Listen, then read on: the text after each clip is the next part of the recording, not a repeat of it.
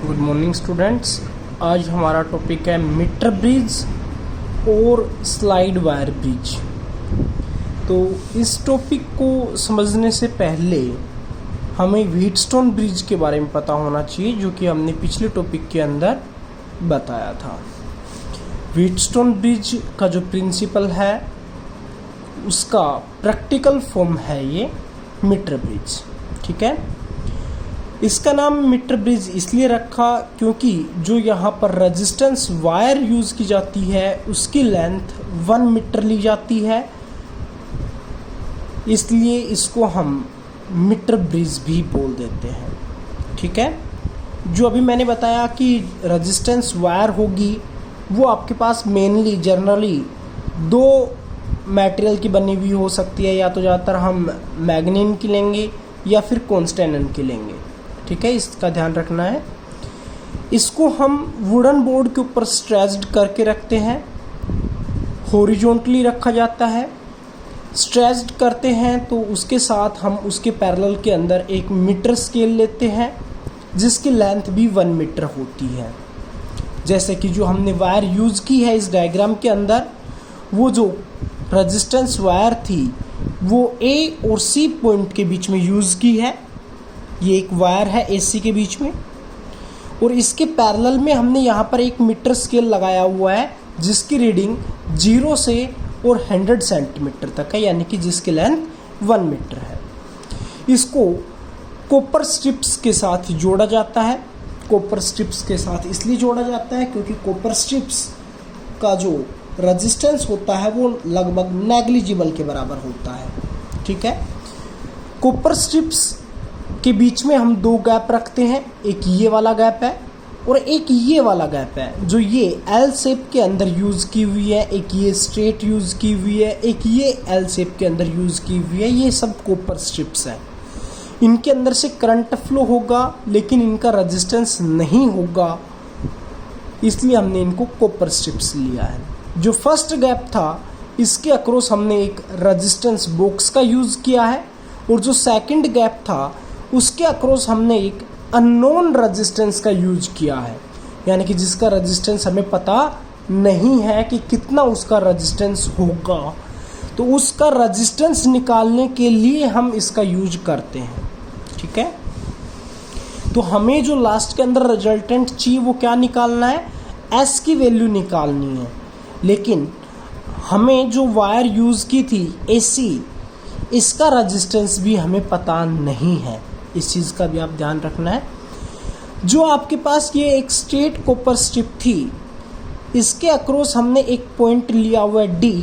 यहाँ से एक वायर के द्वारा एक गैल्वेनोमीटर को जोड़ा जाता है, यानी कि जो हम गैल्वेनोमीटर यूज़ कर रहे हैं उसका एक एंड हम उस कॉमन पॉइंट D जो कि कॉपर स्ट्रिप के साथ है उस पॉइंट के साथ जोड़ते हैं, और गैल्वेनोमीटर का दूसरा एंड एक जॉकी के साथ जोड़ा जाता है। जॉकी कुछ भी नहीं है, वो आपके पास एक तरह से एक इंस्ट्रूमेंट यूज़ किया जाएगा।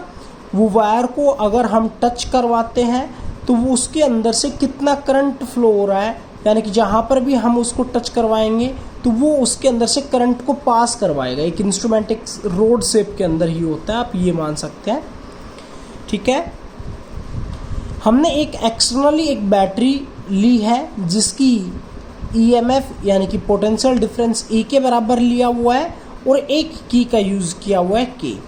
जब इस की को क्लोज्ड किया जाएगा तो इस बैटरी की वजह से करंट फ्लो होगा और वो करंट A पॉइंट के ऊपर आएगा। A पॉइंट के ऊपर आने के बाद इसके पास 2 पाथ डिवाइड हो गए, एक तो इधर जाएगा कुछ करंट और एक इधर कॉपर स्ट्रिप्स में से इधर से होता हुआ जाएगा। तो यहाँ से हम जो कंपैरिजन कर सकते हैं वो व्हीटस्टोन ब्रिज के साथ कंपैरिजन कर सकते हैं। ये एक कॉमन पॉइंट हो गया, इधर एक रेजिस्टेंस आ गया, इधर ये दूसरा रेजिस्टेंस वायर है, ये मैंने पहले ही बता दिया है। ठीक है, अब जो 2 पॉइंट्स बिल्कुल बीच में स्ट्रेट वर्टिकली हम लाइन लेते थे वो A और B लिया है, D और B लिया है, और इनके बीच में हमने गैल्वेनोमीटर भी जोड़ दिया है।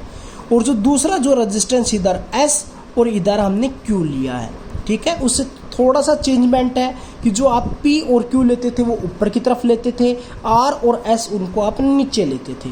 उससे कोई भी इफेक्ट नहीं पड़ेगा, आप इनको अपोजिट भी लेकर कर सकते हो। ठीक है, तो जो हमने जो AC वायर ली थी, यानी कि जो रेजिस्टेंस वायर ली थी, मान लेते हैं उसका जो रेजिस्टेंस है पर यूनिट लेंथ, यानी कि जो टोटल रेजिस्टेंस है, अगर हम उसको टोटल लेंथ से डिवाइड कर देते हैं तो वो रेजिस्टेंस हमने स्मॉल r के बराबर मानना है। स्मॉल r क्या हो गया?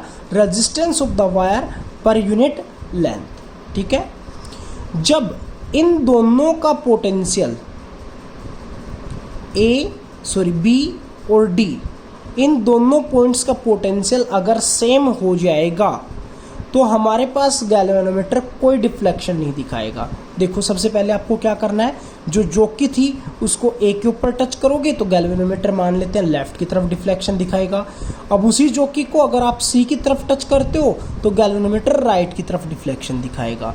जब आप उसको बीच में यहाँ से अलग अलग पॉइंट के ऊपर टच करते हैं तो एक पॉइंट ऐसा होगा जहां पर गैल्वेनोमीटर कोई भी डिफ्लेक्शन नहीं दिखाएगा, वो हमने इस डायग्राम के अंदर मानना है पॉइंट है B। यानी कि ये वाला जो पॉइंट हो गया ये हमारे पास बैलेंस्ड पॉइंट हो गया। ठीक है, तो अब जो AB वायर ली है इसकी लेंथ हम L मान लेते हैं, और जो B और C बच गई तो ये टोटल की लेंथ हमारे पास 100 थी, L को सब्ट्रैक्ट कर देंगे तो क्या बच गई है हमारे पास 100 माइनस L ली है। ठीक है, व्हीटस्टोन ब्रिज के according P/Q that is equals to R/S के रेशियो के बराबर होना चाहिए। और जो अभी मैंने पहले बता दिया, स्मॉल r लिया है, resistance of the wire per unit length लिया है, तो जो P जो रेजिस्टेंस है, यानी कि रेजिस्टेंस ऑफ वायर, ये वाली जो वायर है इसका रेजिस्टेंस हमने लिया है P, तो इस P का रेजिस्टेंस किसके बराबर हो जाएगा? अगर इसकी लेंथ L है और resistance per unit length small r है तो इसका रेजिस्टेंस AB का क्या हो जाएगा? L into R। और B और C का क्या हो जाएगा? Length 100 minus L into resistance per unit length small r। तो हम यहाँ से P और Q की वैल्यू निकाल सकते हैं। P की वैल्यू हो जाएगी हमारे पास LR, Q की वैल्यू हो जाएगी 100 माइनस L इंटू R। दोनों वैल्यूज़ को अगर हम इस इक्वेशन फर्स्ट इक्वेशन के अंदर पुट करते हैं तो हमारे पास रेशियो आ जाएगा L/R divided by 100 minus L into R that is equals to R/S। Small r से स्मॉल r कैंसिल, जो हमने मानना था वो तो हमारे पास कैंसिल हो गया है। तो अब हमारे पास बचा क्या? L divided by 100 minus L that is equals to R/S। हमें वैल्यू किसकी निकालनी थी? S, जो कि हमारे पास अननोन है। तो S को हम एक साइड रखेंगे लेफ्ट साइड, बाकी सभी टर्म्स को राइट साइड। तो R into 100 minus L divided by L, तो ये हमारे पास यहाँ से अगर हम S की वैल्यू निकाल सकते हैं।